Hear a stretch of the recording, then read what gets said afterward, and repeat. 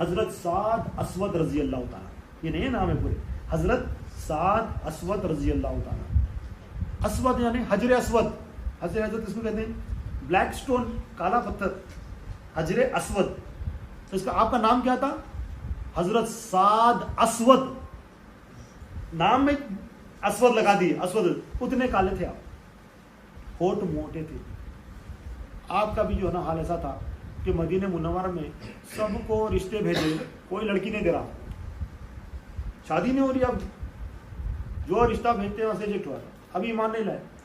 نبی کریم صلی اللہ علیہ وسلم کی بارگاہ میں آئے، یا رسول اللہ صلی اللہ علیہ وسلم اگر میں ایمان لا لوں تو میرے تمام گناہ معاف ہو جائیں گے. پہلے بولے تم ایمان لا لو، اللہ تعالیٰ بخش دے گا تمہارے.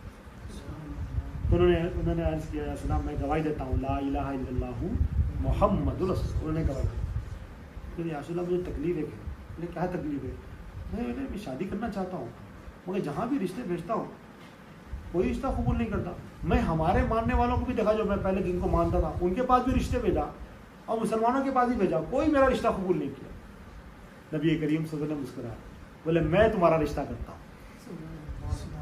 نبی کریم صلی اللہ علیہ وسلم ایک انصار صحابی کے پاس ان کی بچی کا رشتہ مکمل کر کے بولا کہ جو پیغام پہنچا دو اور کہہ دو کہ تمہاری بچی سے میرا رشتہ نبی کریم صلی اللہ علیہ وسلم نے مقرر کر دیا. یہ بہت ملتے جلتے واقعات ہیں، ملتے جلتے، مگر یہ واقعات الگ الگ صحابہ کے ساتھ ہوا ہے. بات کیا ہے، وہ جو لڑکیاں جو ایکسیپٹ کر رہی ہیں رشتے، ان کو بھروسہ کس پہ؟ اللہ تعالیٰ اور رسول اللہ صلی اللہ علیہ وسلم. ایمان والوں کی نشانیاں کیا ہیں؟ وہ بھروسہ کرتے ہیں. جب نام آتا ہے تو دل مچل جاتا ہے. اب ان کا دل مچل رہا ہے کس کے ذکر سے؟ نبی کریم صلی اللہ علیہ وسلم کا حکم ہے تو ان کا دل مچل رہا ہے کہ ہم فرما برداری کریں. اب وہ چہروں کو نہیں دیکھ رہے کس سے نکاح ہو رہا ہے،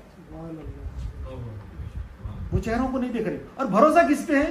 رسول اللہ صلی اللہ علیہ وسلم، اللہ تعالیٰ پہ، رسول اللہ صلی اللہ علیہ وسلم پہ ہے کہ جو رشتہ آیا تو یہ رشتہ کامیاب ہے. نظر آ رہا ہے کہ یہ مشکل ہے، نہیں چلے گی ہماری لائف، مگر ایمان یہ کہہ رہا ہے یہی لائف مکمل ہونے والی.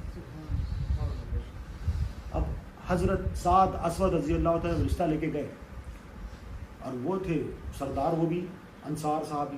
جا کے سلام عرض کرے، بولے میں رشتہ لے کے آؤں. وہ بہت تیز طبیعت تھی صحابی کی. جیسا ہی سنے یہ بات ٹہلنا شروع کر دیا. کتنی کی دیر کے بعد ٹہلنے کی، تو غصہ آ گیا تو کیا کرنا ہے؟ موومنٹ لینا نا. بیٹھے تو کھڑے ہو جاؤ، کھڑے ہو تو بیٹھ جاؤ، لیٹ جاؤ.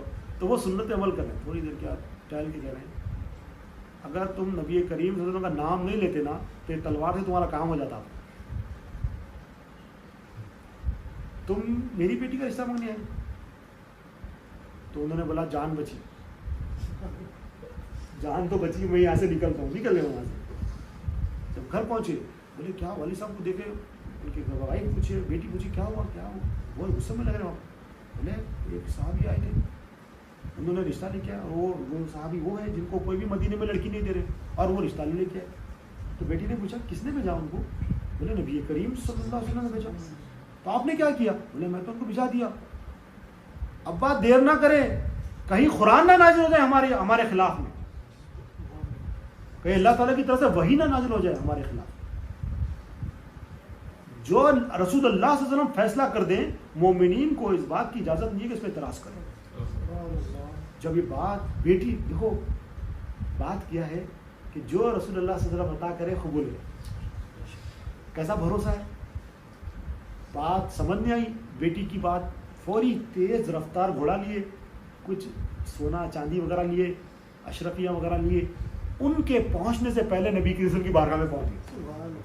یا رسول اللہ صلی اللہ علیہ وسلم آپ نے حکم دیا تھا رشتہ ہمیں قبول ہے اور یہ شادی کی تیاری کے لیے میری طرف سے تحفہ. وہ تحفہ دے کے بیٹھے، انہوں پہنچے. ابھی وہ آگے ادھر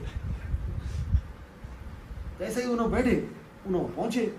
پہنچنے کے بعد پریشان تھے کیا ہوا.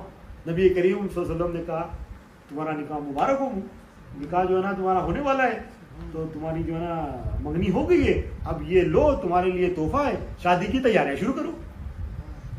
اب وہ سونا شادی کی تیاریوں کے لیے لے کے نکلے باہر نکلنے کے بعد شاپنگ کر رہے ہیں. ٹائم لگا، منادی اعلان کر رہا ہے کہ جہاد کا اعلان ہے. تو آپ اپنی شادی کے کپڑے وغیرہ لینے کے لیے، دلہن کے کپڑے لینے کے لیے باہر نکلے تھے. آپ نے وہ پروگرام کو ترک کیا، آپ نے جہاد کا سامان لینا شروع. گھوڑا لیا، تلوار لیا، زیرہ لی، جو جو جہاد کے لیے چاہیے وہ پورا سامان لے لیے. اب لے لے کے صحابہ کا اور نبی کریم صلی اللہ علیہ وسلم کا انتظار کر رہے ہیں. جیسا ہی نکلے پیچھے پیچھے پیچھے گئے، اور کیونکہ اگر نبی کریم صلی اللہ علیہ وسلم کو بتا دیا جائے کہ میں بھی آ رہا ہوں تو نبی کریم صلی اللہ علیہ وسلم کہیں روکنا دے تمہاری شادی ہے بول کے. نبی کریم صلی اللہ علیہ وسلم کو نہیں بتایا، بس پیچھے پیچھے گئے. جیسا ہی جہاد شروع ہوا، نقاب باندھا اپنے آپ کو، نقاب باندھ کر کافروں میں گھس گئے اور بے جگری سے لڑ رہے ہیں اور گاجر مولی کی طرح کتر رہے ہیں. صحابہ اکرام بھی دیکھ رہے ہیں، نبی کریم صلی اللہ علیہ وسلم بھی دیکھ رہے ہیں کہ ہم میں سے ایک بندہ ہے نقاب پوش ہے اور بے جگری سے لڑ رہا ہے. تھوڑی دیر کے بعد دیکھیں کہ وہ جو نا میدان جنگ میں شہید ہو گئے. اب جب جنگ ختم ہو گئی، جب نبی کریم صلی اللہ علیہ وسلم کے پاس ان کے جنازے مبارک کو لے کے آ گیا، جب دیکھے وہ سعد اسود رضی اللہ تعالیٰ دیکھے نبی کریم صلی اللہ علیہ وسلم نے ایک نعمت عطا فرمائی اور نبی کریم صلی اللہ علیہ وسلم پہ اپنی جان قربان. بات کیا ہے، ایمان کا تقاضا یہ ہے کہ نبی کریم صلی اللہ علیہ وسلم اللہ تعالیٰ ہی مقصود ہونا چاہیے ہر چیز کے لیے. حالانکہ شادی ایکسکیوز مل سکتا تھا، حکم بھی نہیں تھا وہاں پر، مگر محبت کا تقاضا، ایمان کا تقاضا کیا ہے؟ جان قربان. محبت کا تقاضا یہ ہے.